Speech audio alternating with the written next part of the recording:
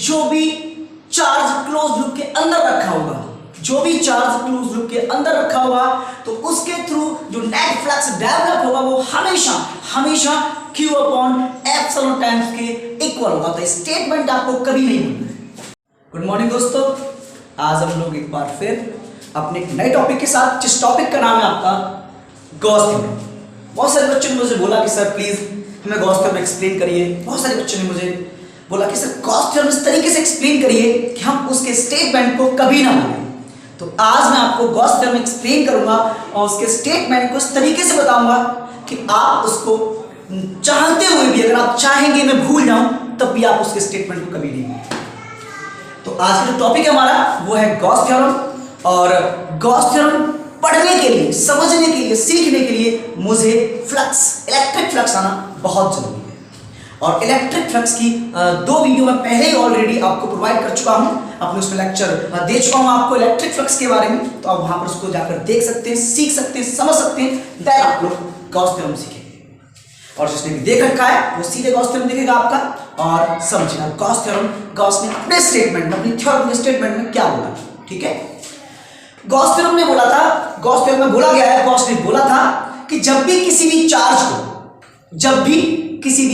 को close loop के अंदर रख दिया जाएगा, उन्होंने अपने स्टेटमेंट में बोला है, गॉस ने अपने स्टेटमेंट में बोला है कि जब भी किसी भी चार्ज को अब एक क्लोज लूप के अंदर रख दिया जाएगा तो वो जितना फ्लक्स डेवलप करेगा वो हमेशा Q ओवर एप्सिलॉन टाइम के इक्वल होगा। आप ये की पॉइंट है आपके लिए, मैं बस बोल रहा हूं, एक्सप्लेन करूंगा, समझाऊंगा मैं आपको। पहले इसका की पॉइंट समझेंगे। यहां पे की पॉइंट क्या है इसका। गॉस ने अपने स्टेटमेंट में बोला क्या था? गॉस ने बोला था कोई भी चार्ज जब किसी क्लोज लूप के अंदर रखा होता है, कोई भी चार्ज किसी भी क्लोज लूप के अंदर रखा होता है तो वो हमेशा जितना फ्लक्स डेवलप करता है वो फ्लक्स हमेशा Q ओवर एप्सिलॉन नॉट के इक्वल होता है। किसके इक्वल होता है? Q ओवर एप्सिलॉन नॉट के इक्वल होता है। दैट मींस उन्होंने बोला है कि जब भी कोई भी चार्ज किसी भी क्लोज लूप के अंदर रखा जाएगा तो वो जो टोटल इलेक्ट्रिक फ्लक्स डेवलप करेगा वो होगा आपका Q ओवर एप्सिलॉन नॉट। ठीक है, इसका स्टेटमेंट है, it state that the total electric flux passing through a closed loop is always equal to the 1 over epsilon naught times of the charge। ठीक है, ये बोला गया है। अब मैं इस बात को प्रूव करता हूं कि किस तरीके से flux Q over epsilon times के इक्वल निकल के आता है जब उसको किसी भी क्लोज लूप के अंदर रख दिया जाता है। कैसे, देखिए। तो इसकी प्रूविंग करते हैं हम लोग और बहुत सारी बातें मैं इसके बारे में आपको एक्सप्लेन करूंगा। ठीक है, बहुत सारी बातें एक्सप्लेन करूंगा। तो कैसे ये वैल्यू आती है, क्यों बोला गॉस ने कि जब भी किसी भी क्लोज लूप के अंदर चार्ज को रख देंगे तो जो चार्ज फ्लक्स डेवलप करेगा वो Q ओवर एप्सिलॉन टाइम्स के इक्वल होगा। देखते हैं। तो मैंने क्या किया, मैंने एक स्फीयर ले लिया इस तरीके से। ठीक है, इस पर क्लोज है आपका। अब ये इसका सेंटर है। ठीक है, सेंटर है और इस सेंटर की जो रेडियस है बच्चे, वो आपकी जो सेंटर से रेडियस है आपकी कितनी बेटा? R। कितनी बच्चा आपकी? R। और इसके अंदर जो चार्ज रखा हुआ है वो कितना रखा हुआ है बेटा? Q रखा हुआ है। ठीक है, अब मैं ये देखूंगा कि चार्ज जब क्लोज लूप के अंदर रखा हुआ है, ये चार्ज जब क्लोज लूप के अंदर रखा हुआ है तो ये कितना फ्लक्स डेवलप करेगा। ठीक है, कितना फ्लक्स डेवलप करेगा। तो मैं क्या करूंगा कि एक छोटा सा पोर्शन ले लूंगा, यहां पर P पॉइंट पर इस तरह का छोटा सा पोर्शन ले रखा है, DA इसके परपेंडिकुलर हो जाएगा, सरफेस के परपेंडिकुलर, मतलब जो भी लाइंस होगी उस सेक्स के सेंटर से पास आउट होगी। E प्लस चार्ज के कारण ये भी क्या हो जाएगा बेटा? बाहर की हो जाएगा। ठीक है, इसकी डायरेक्शन में कोई दिक्कत नहीं होनी चाहिए किसी को भी। E और DA आपस में परपेंडिकुलर और पैरेलल हो गए तो थीटा कितना बन गया आपका? 0 डिग्री। और दोनों सरफेस के क्या हो गए? परपेंडिकुलर। दोनों सरफेस के तो परपेंडिकुलर हो गए और आपस में क्या होगा? बिल्कुल पैरेलल। तो मैंने एक फॉर्मूला पढ़ा है फ्लक्स का कि सर आपने एक फॉर्मूला पढ़ाया है कि d phi इक्वल्स टू होता है EDA cos थीटा। पढ़ाया फ्लक्स वाले चैप्टर में टॉपिक में दे रखा है। मैंने आपको टॉपिक में पढ़ाया d phi equals to EDA cos theta. ये बताया मैंने कि cos थीटा कैसे आया, किस किस कंडीशन में cos थीटा एप्लीकेबल है। यहाँ पे थीटा कितना बन गया बेटा आपका? 0 डिग्री, है ना। और cos 0 कितना हो गया बच्चे? 1 होगा। कोई दिक्कत, यहां पर कर लेंगे। तो d phi इक्वल्स टू आ गया EDA। d phi कितना आ गया बेटा? EDA आ गया। अब मुझे कंप्लीट पोर्शन के लिए चाहिए तो मैं क्या करूंगा? Now for complete portion integrate both side, now for complete portion integrate both side, integrate both side. मैं इंटीग्रेशन कर दूंगा इसका, जब इंटीग्रेशन करूंगा तो D phi equals to E uniform है, बाहर आ जाएगा, और वेरिएबल आपका एरिया। मैं चाहूं तो लिमिट लगा सकता हूं 0 से लेकर 4 पाई आर स्क्वायर, है ना। इसे कंप्लीट कितना हो जाएगा 4 पाई आर स्क्वायर, तो इधर फाई आ जाएगा।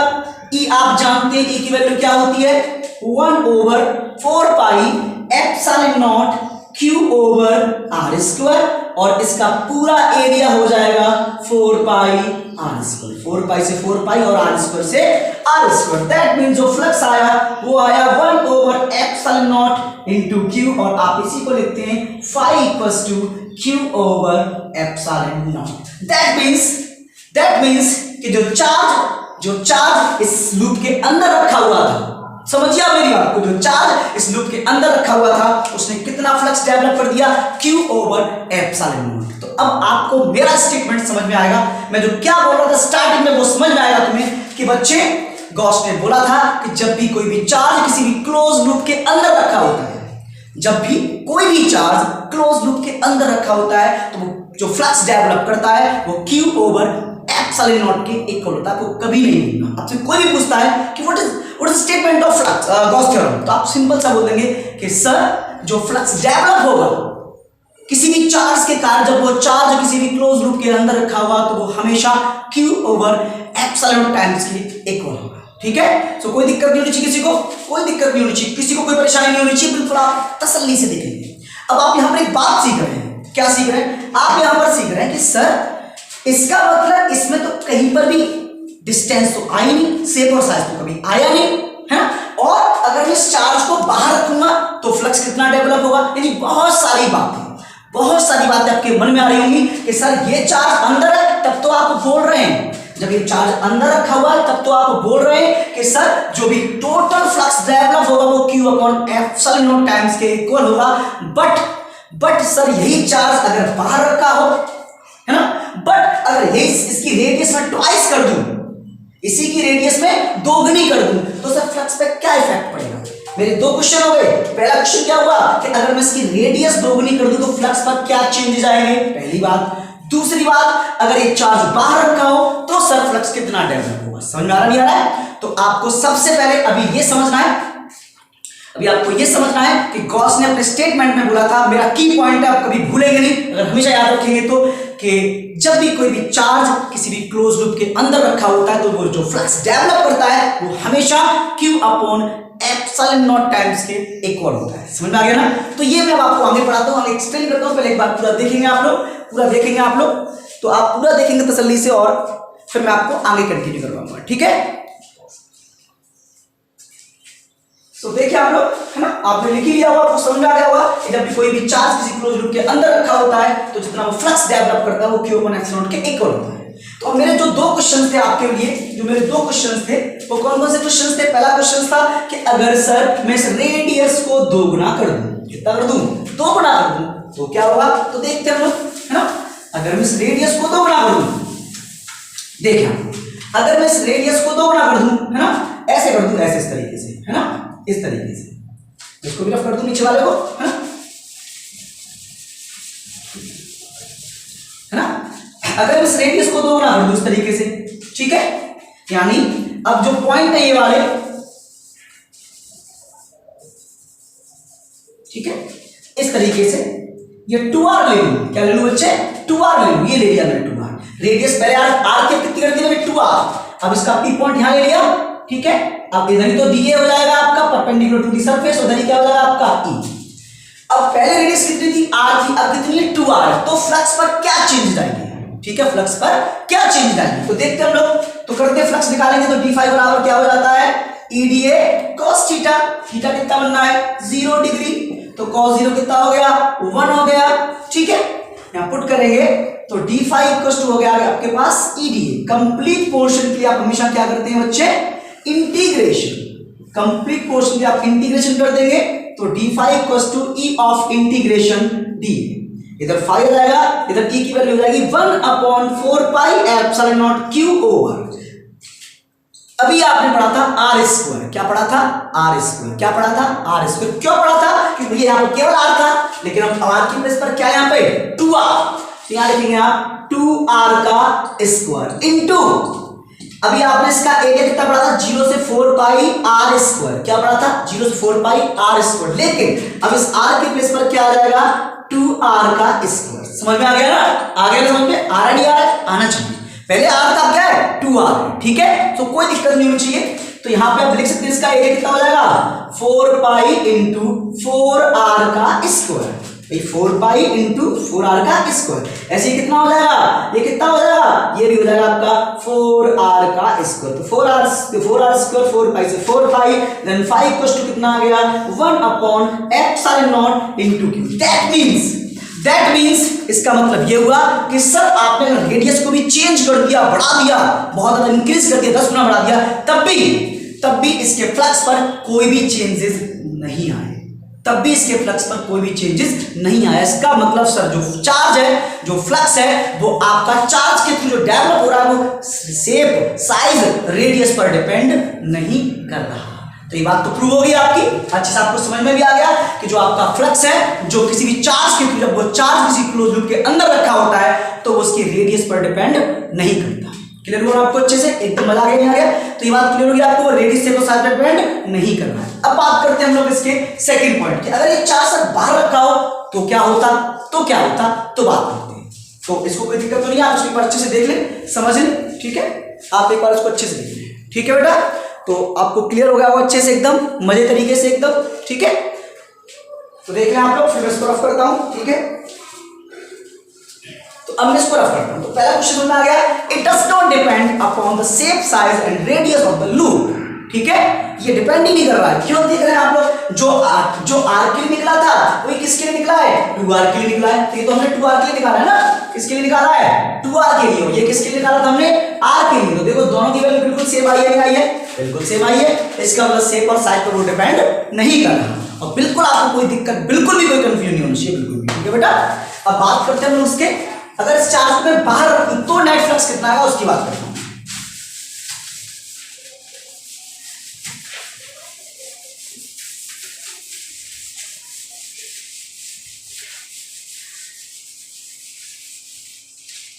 अब सपोज करिए ये क्लोज लूप है और आपका चार्ज यहां रखा हुआ है। ठीक है, अब सपोज करिए क्लोज लूप है और फील्ड लाइंस क्लोज लूप के अंदर से हो जाएगी। सपोज करो कुछ इस तरीके से, इस तरीके से, इस तरीके से।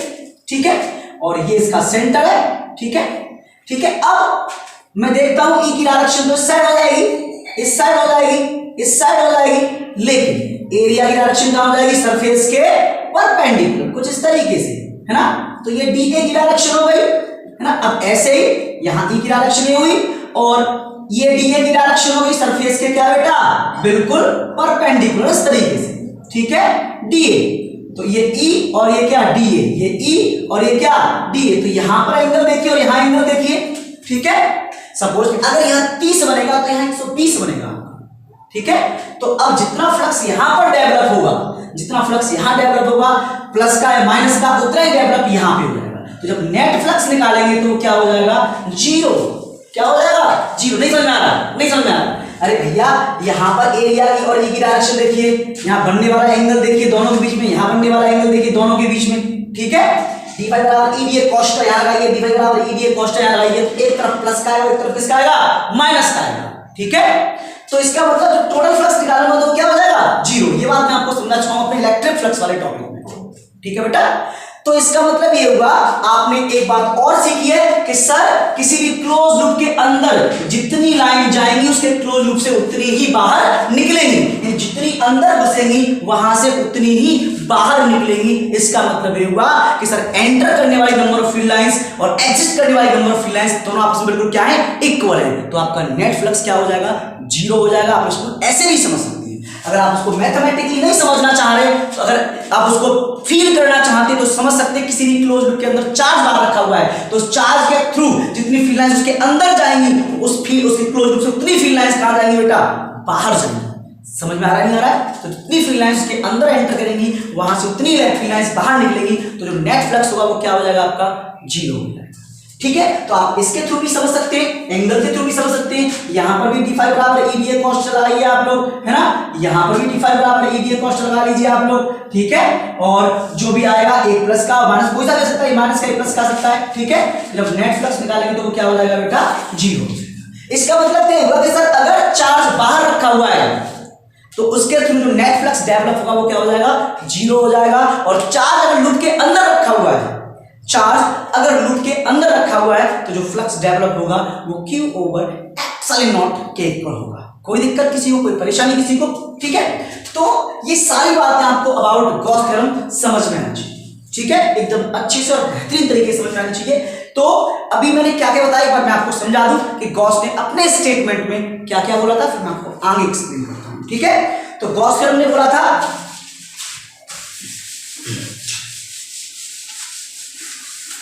गॉस थ्योरम ने बोला था कि बच्चे जब भी कोई भी चार्ज क्लोज लूप के अंदर रखा होता है तो जो फ्लक्स वो डेवलप करता है वो हमेशा Q/ε0 टाइम्स के इक्वल होता है, 5 बराबर Q/ε0। ये कब की कंडीशन है, कब की कंडीशन है?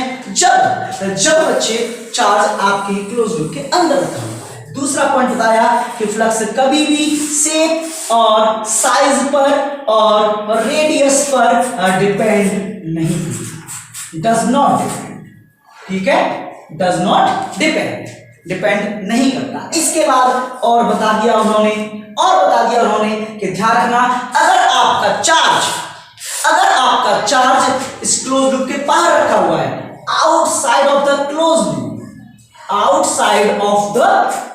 लूप, ठीक है, तो हमेशा जो फ्लक्स होगा वो क्या हो जाएगा 0 हो जाएगा। ठीक है, तो कोई दिक्कत तो नहीं है? अब समझो, अब कुछ और इंपॉर्टेंट पॉइंट, जैसे आपसे कोई पूछे कि डायपोल सिस्टम के कारण नेट फ्लक्स क्या होता है आपका, डायपोल सिस्टम।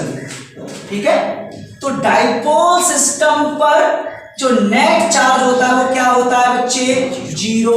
पता नहीं पता आपको, आपने पढ़ा हुआ इलेक्ट्रिक मूवमेंट वाला टॉपिक, मेरी वीडियो देखी होगी आप लोगों ने। तो डायपोल सिस्टम पर नेट फ्लक्स क्या होता है बेटा 0 हो जाता है। डायपोल सिस्टम पर नेट फ्लक्स 0, तो आपका फ्लक्स इस पर डिपेंड कर रहा है चार्ज पर, तो आपका फ्लक्स भी क्या हो जाएगा इसके थ्रू बेटा 0 हो जाएगा। ठीक है, अगर आपको बोला गया है कि इस लूप में मैंने यहां पर माइनस का 10Q और प्लस का 8Q और प्लस का 5Q दे रखा है, तो भाई कितना नेट फ्लक्स डेवलप होगा, कितना नेट फ्लक्स? तो पहले टोटल चार्ज देखिए कितना है भाई, इससे तो कोई फर्क ही नहीं पड़ेगा, इसका फ्लक्स क्या हो जाएगा आपका 0। क्यों हो जाएगा? ये बाहर रखा हुआ है। क्यों हो जाएगा? क्योंकि ये बाहर रखा हुआ है। तो कोई दिक्कत किसी को, कोई परेशानी? ठीक है, इसका फ्लक्स 0। अब इसके देखिए क्लोज लूप के अंदर कितना नेट चार्ज है आपका, तो माइनस के 10Q में से प्लस का 8Q तो हो जाए कितना, माइनस का 2Q। तो जो नेट चार्ज है यहां पर वो कितना है माइनस का 2Q, माइनस का 10 और प्लस का 8 कितना हुआ माइनस का 2Q। तो जो फ्लक्स डेवलप होगा वो हो जाएगा माइनस का 2Q/ε। ठीक है, तो अभी मैं आपको बेसिक सी बातें समझा रहा हूं, तो आपको समझ में आ गई होगी गॉस थ्योरम है क्या। गॉस ने क्या बोला था? गॉस ने बोला था किसी भी क्लोज लूप के अंदर जितना चार्ज रख देंगे वो हमेशा फ्लक्स जो डेवलप करेगा वो Q/ε टाइम्स के इक्वल डेवलप करेगा। कोई दिक्कत नहीं होनी चाहिए, ये ध्यान रखें आप। अगर चार्ज लूप के बाहर रखा है तो फ्लक्स 0 होता है। चार्ज फ्लक्स कभी भी किसी भी लूप के शेप, साइज और रेडियस पर डिपेंड नहीं करता। ठीक है, अगली वीडियो में मैं आपको इसके न्यूमेरिकल्स करवाऊंगा। आई होप सो कि आपको पूरा समझ में आ गया होगा, आपने एंजॉय किया होगा जबरदस्त तरीके से। ठीक है, आप इसको ढंग से जबरदस्त तरीके से देखें, शेयर करें, सब्सक्राइब करें और दम लगा दें पढ़ने में। आपको हर एक टॉपिक में सीक्वेंस वाइज एक्सप्लेन करता रहूंगा। जब नेक्स्ट वीडियो लेके आऊंगा तो इस गॉस थ्योरम पर अच्छे बोर्ड के और कंपटीशन के न्यूमेरिकल्स लेके आऊंगा। ठीक है, आप तब तक देखते रहें और आप तब तक बढ़िया तरीके से, एकदम जबरदस्त तरीके से पढ़ते रहे। मैं नेक्स्ट वीडियो में आपको मिलता हूँ इसके टॉपिक्स के न्यूमेरिकल्स के साथ। ठीक है बच्चे।